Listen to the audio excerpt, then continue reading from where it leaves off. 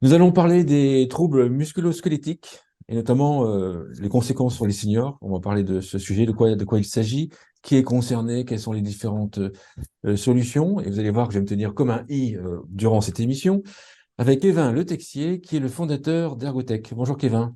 Bonjour. Peut-être vous présenter, si vous le souhaitez, votre parcours, puis présenter Ergotech. Oui, avec plaisir. Donc, je m'appelle Kevin, je suis fondateur et le gérant de la société Ergotech que j'ai créée il y a 10 ans. L'idée m'est venue lors d'un stage que j'avais fait dans une entreprise qui faisait des produits médicaux pour les fauteuils roulants et lits d'hôpitaux. Et c'est à travers cette entreprise que j'ai développé une passion pour le sujet de l'ergonomie et que j'ai fini par créer ma propre société sur le sujet. Et donc Ergotech a deux métiers bien distincts. D'une part, agir en prévention et d'une autre part, agir en curatif, donc sur des personnes qui ont déjà déclenché des pathologies. Donc comment on fait ça? On analyse les situations qui nous sont présentées, les pathologies, les morphologies, les contraintes de l'environnement de la personne. Et donc on va en face concevoir un produit qui va prendre en compte l'intégralité des contraintes et donc créer un produit qui va permettre de protéger la personne dans son environnement privé et ou au travail contre ces contraintes et donc éviter l'apparition de troubles musculo-squelettiques ou l'aggravation des pathologies existantes. Deux, trois exemples, ça peut se décrire par des assises et dossiers pour véhicules qui vont améliorer la posture, absorber les chocs, les vibrations, décharger complètement le rachis, donc la colonne vertébrale, pour bloquer toutes les contraintes sur cette dernière. Ça peut être des fauteuils ergonomiques qui vont avoir différentes options, toujours pareil, en fonction de la prévention qu'on souhaite faire, en fonction des pathologies qu'on traite. Et également, ce qui est la spécialité de notre société, c'est donc de concevoir une solution unique pour une personne qui a un handicap, qui nécessite une solution, mais rien n'existe actuellement sur le marché. Et donc, nous, on va créer cette solution pour aider spécifiquement cette personne-là. Quand vous développez la solution sur mesure, Oui. euh, c'est des gens qui sont en prévention ou c'est des gens plutôt en curatif pour soulager, en fait. Et Non, mais après, c'est une la bonne question question. suivante, c'est qu'est-ce qui fait que les gens s'intéressent à ce sujet-là en prévention, si on s'intéresse en prévention? Bien sûr.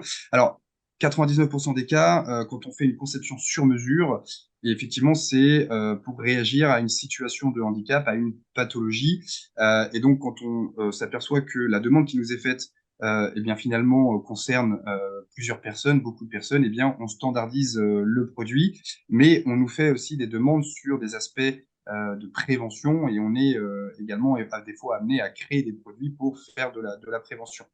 La deuxième question que vous posiez, c'était qu'est-ce qui amène les gens à faire de la prévention? Il y a plusieurs choses. Déjà, d'un point de vue réglementaire, légal, d'un point de vue volonté du gouvernement, alors gouvernement, droite, gauche, tout ce que vous voulez, hein, c'est comme ça depuis 20 ans, il y a une réelle motivation pour améliorer les conditions des gens au travail, mais aussi à la maison. Alors, la raison est simple, hein, les gens qui sont en mauvaise santé, qui déclenchent des pathologies ou des troubles musculo-squelettiques coûtent très cher à la société, notamment à la sécurité sociale. Et donc, on a fini par avoir l'intelligence de faire les maths et donc de comprendre que financer du prévention, financer de l'éducation auprès comment dire, des citoyens français, tout simplement, eh bien, l'argent qui est dépensé aujourd'hui va en faire énormément gagner demain. Euh, J'aime bien dire une chose, c'est que si on prenait ne serait-ce que 15 minutes pour former chaque individu qui rentre au travail, par exemple, qui commence sur le marché du travail, les former sur les bonnes postures à avoir, même s'il n'y a pas de bonnes postures, mais disons que des postures de moindre inconfort, les former sur les contraintes qu'ils vont pouvoir rencontrer dans leur vie et donc comment les analyser et comment réagir, eh bien, on éviterait 50% des maladies professionnelles, ce qui serait un gain énorme au niveau des instances publiques. Ça, il y a déjà la raison financière. Et la deuxième raison, c'est que les entreprises, elles aussi, ont bien compris que dépenser en prévention, c'est garder des salariés en bonne santé, et des salariés en bonne santé sont plus productifs et plus engagés dans l'entreprise. Donc, encore une fois, là, on gagne de l'argent. Mais surtout, les gens eux-mêmes, il y a une prise de conscience, c'est-à-dire que aujourd'hui, on le voit bien, On ne veut pas travailler jusqu'à 70 ans, on veut avoir un Ah oui, équilibre en entre plus, c'est vie d'actualité personnelle. aujourd'hui. Le jour où on Exactement. enregistre, en précision qu'on enregistre le 19 janvier 2023. C'est vrai que ça tombe plutôt bien. On le voit aujourd'hui avec les manifestations, mais Donc en effectivement, fait, pour on a répondre à compris, cette... les produits dont je vais blaguer, d'Ergotech, vont faire travailler les gens plus longtemps, ou peuvent faire travailler les gens plus longtemps, c'est ça? Ils vont leur permettre d'aller jusqu'à la fin de leur durée de travail, quelle qu'elle soit, en limitant au maximum l'apparition des troubles Important, musculo-squelettiques et important. voilà. Et donc voilà, les gens, ils ont conscience de ça. C'est si je ne prends pas soin de ma santé, si mon entreprise me met ou mon administration me met dans des conditions qui sont mauvaises, si moi-même je me mets dans des conditions mauvaises à la maison, par exemple, je vais forcément déclencher des pathologies ou des troubles musculo-squelettiques et je ne pourrai donc pas profiter de mon temps libre, que ça soit en dehors du travail et pendant la retraite. Donc tout Qu'on ça comprenne bien, confondu fait oui, que, oui, qu'on comprenne bien. C'est la question que je vous ai posée un petit peu en préparant. Est-ce qu'on peut voir la définition d'un trouble oui, musculo-squelettique, des définitions, et bien sûr, ensuite les pathologies qui peuvent être, un exemple de pathologie qui peut être associée? Parce que pour moi, enfin, vous m'avez expliqué qu'il y a quand même les deux sujets quand même s'ils bien sont liés. sûr, bien sûr. Alors, un trouble musculo-squelettique, la définition, donc ce sont des troubles donc, musculaires, osseux, ligamentaires, au niveau des tendons, euh, donc qui vont engendrer des douleurs, puisque notre corps va être soumis à plein de contraintes tout au long de la vie. On va avoir des contraintes de choc, de vibration, on va avoir des contraintes de mauvaise posture, de gestes répétitifs, de mauvaise compression, du chaud et du froid. Le froid, c'est un facteur très aggravant au niveau des articulations, par exemple, et plein d'autres, hein, on pourrait en citer beaucoup. Et donc, toutes ces contraintes qui vont agir sur le corps vont inévitablement abîmer vos os, abîmer vos muscles, etc. Et donc, vont créer des douleurs. Un exemple, en préambule, on disait que les personnes du BTP étaient beaucoup plus soumises aux contraintes et à l'apparition de TMS que les autres. Eh bien, moi, je vais vous donner un chiffre qui, non pas dit le contraire, parce qu'effectivement, cette population-là est très soumise au TMS, mais 70% des maladies, 80%, pardon, 80% des maladies professionnelles sont dues au poste informatique. 80% des maladies professionnelles à poste sont dues au poste informatique. Et sur ces 80%, 70%, c'est dû à l'utilisation de la souris. Oh, il va me déprimer là, dans l'émission. Voilà. Donc, D'accord. si vous voulez, effectivement, quand vous allez être sur un chantier à travailler avec un Oui, marteau-piqueur, oui. vous allez être beaucoup plus soumis à des contraintes beaucoup plus fortes, beaucoup plus intenses, qui vont avoir un impact beaucoup plus négatif à l'instant T sur votre santé. Mais quand on regarde les chiffres, c'est le poste bureautique. On a souvent tendance à dire les gens dans les bureaux, bon, ils font rien, ils sont assis toute la journée devant leur écran, ils sont bien au chaud, etc. Et bien pourtant, c'est cette population-là qui est la plus soumise aux arrêts de maladies professionnelles. Donc, ce qui est bien compris, donc quelqu'un, donc, par exemple, j'ai une mauvaise posture et puis j'utilise la souris pas correctement.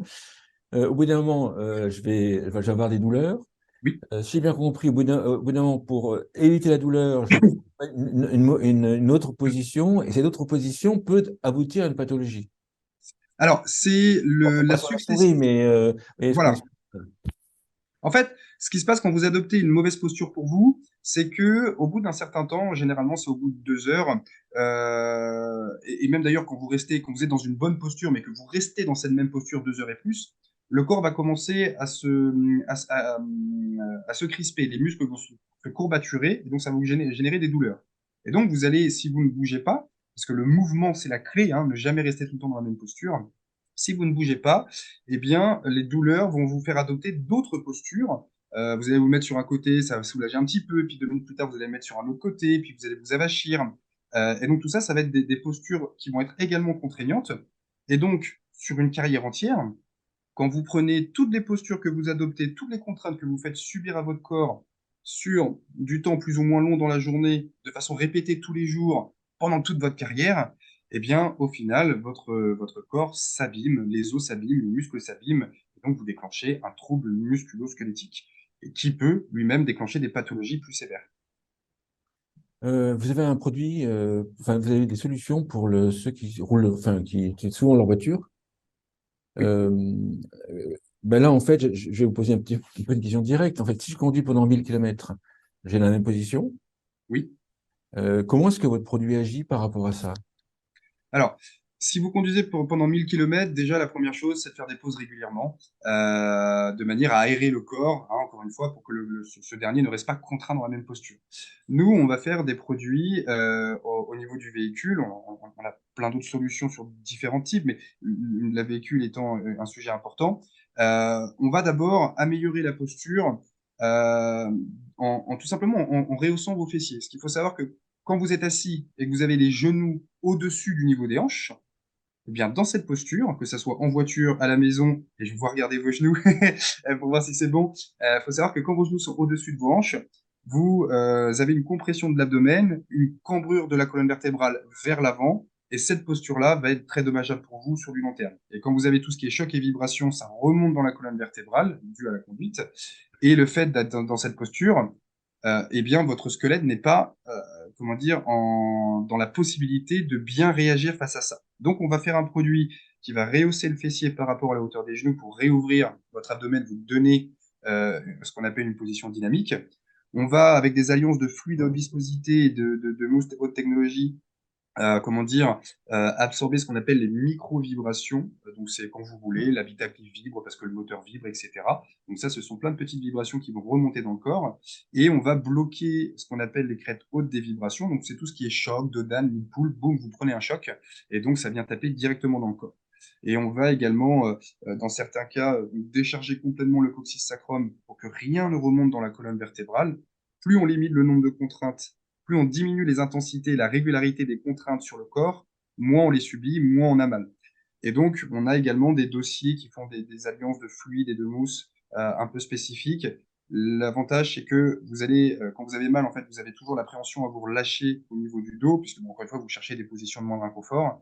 Et donc là, on va vous permettre de vous laisser aller dans le dossier qui va répartir de façon homogène les pressions sur votre dos. Et donc, vous allez vous décrisper. Vous allez arrêter de contracter les muscles. Et donc, moins vous allez les contracter, moins ils vont se courbaturer, moins ils vont agir sur les pathologies ou déclencher des troubles musculo-squelettiques. Si on prend l'exemple qui va me concerner, devant l'ordinateur et puis la souris, Mhm. vous me conseillez quoi?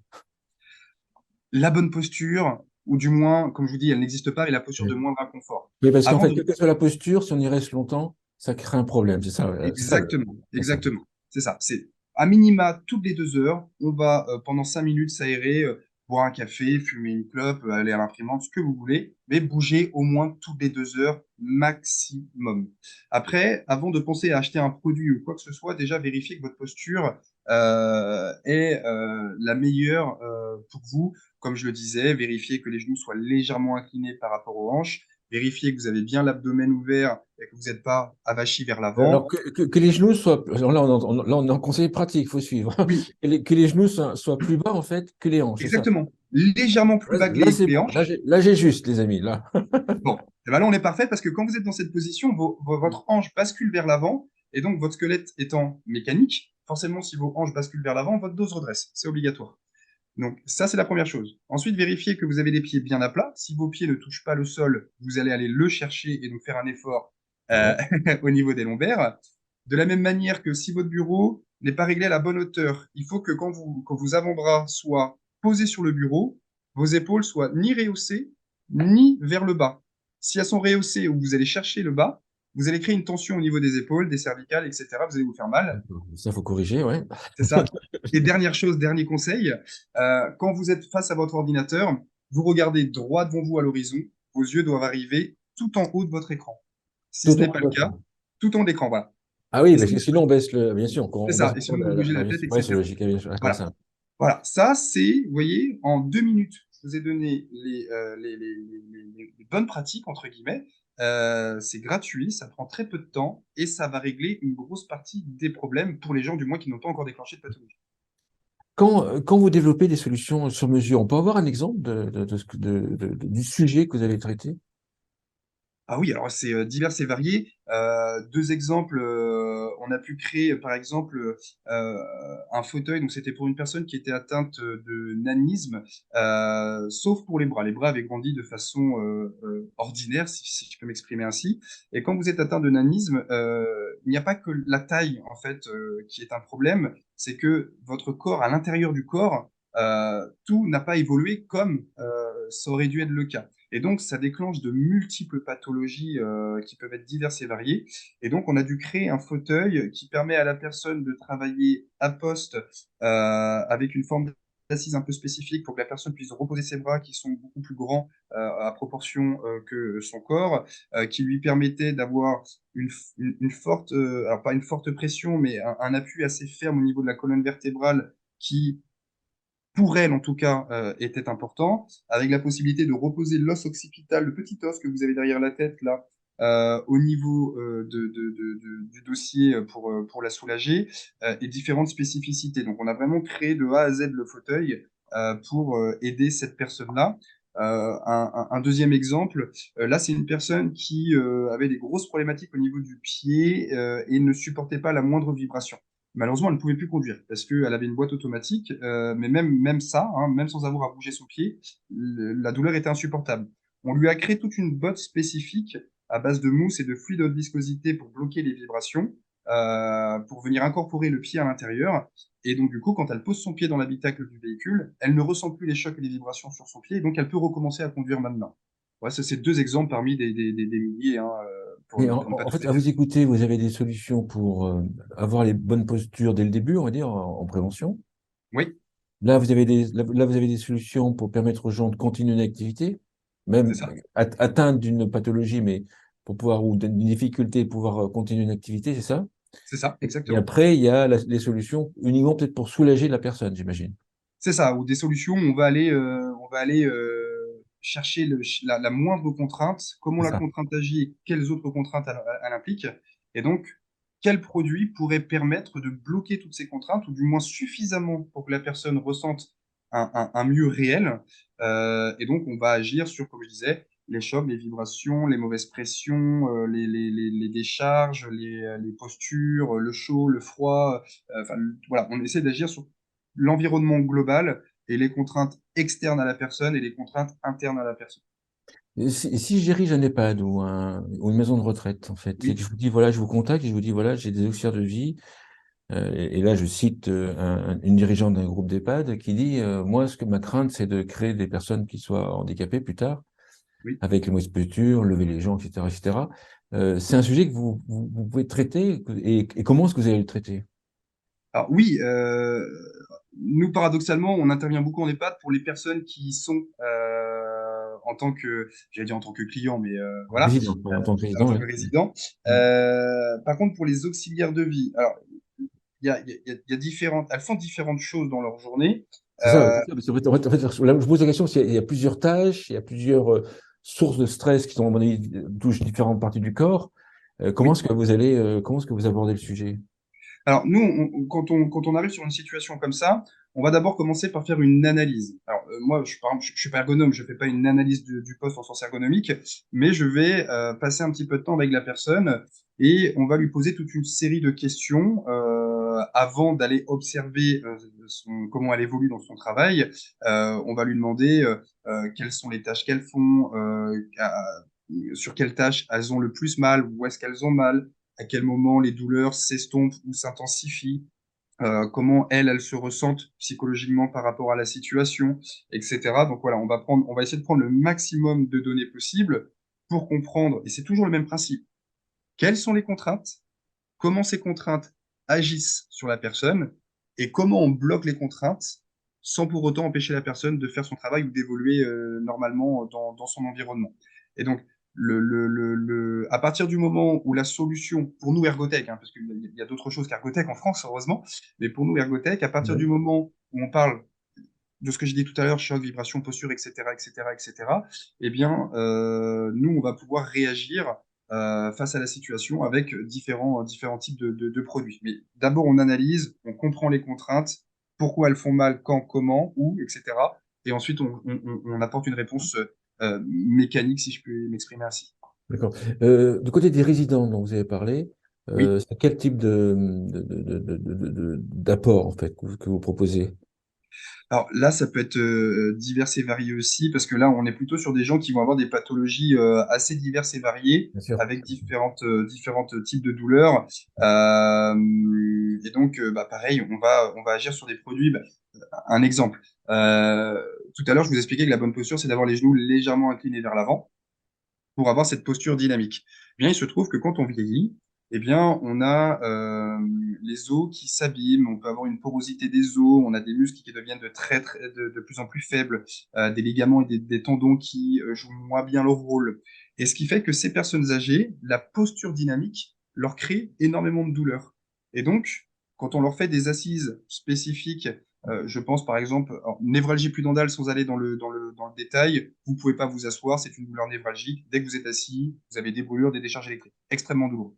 Et donc on fait une assise pour ça, et on la fait toujours plus épaisse à l'arrière qu'à l'avant pour réouvrir le bassin. Et bien sûr, des personnes âgées, on va faire le contraire. On va faire ce qu'on appelle une antéversion du bassin, c'est-à-dire qu'on va faire une assise qui va mettre les genoux plus haut que les hanches, parce que c'est la seule posture dans laquelle ces personnes se sentent bien, due aux autres pathologies qu'elles ont. Et donc, on va pouvoir agir de ces manières-là. Après, on a beaucoup de prévention d'escarres, hein, puisque Bien sûr. voilà, ces personnes-là, ils sont très sujettes. Donc, on va intervenir sur les fauteuils roulants et les lits d'hôpitaux, par exemple. Sur la prévention des SCAR, en fait, ça va être des solutions qui sont standardisées ou ça va être sur mesure pour les résidents?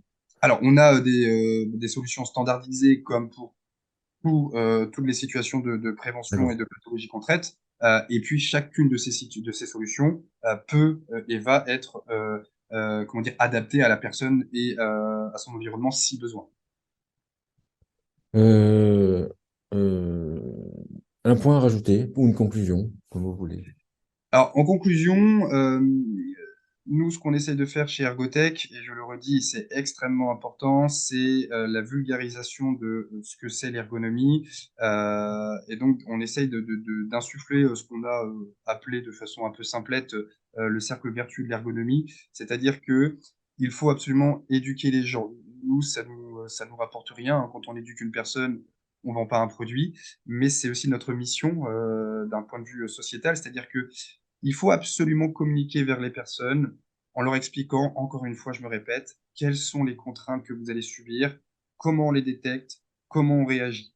Et si on fait ça, si on arrive à ne serait-ce que sensibiliser un petit peu chaque personne à ce sujet-là, eh bien, beaucoup d'entre nous arriveront à la retraite avec beaucoup moins de difficultés et on pourra mieux en profiter. Super, merci. Et alors, je viens de me prendre conscience que ma position pour animer les émissions n'est pas bonne. Donc, on va corriger tout ça. On va corriger ça tout de suite. D'accord. Merci, Écoute, Kevin. Kevin merci à Letellier, je vous. rappelle que vous êtes fondateur d'Ergotech. Merci beaucoup. Merci.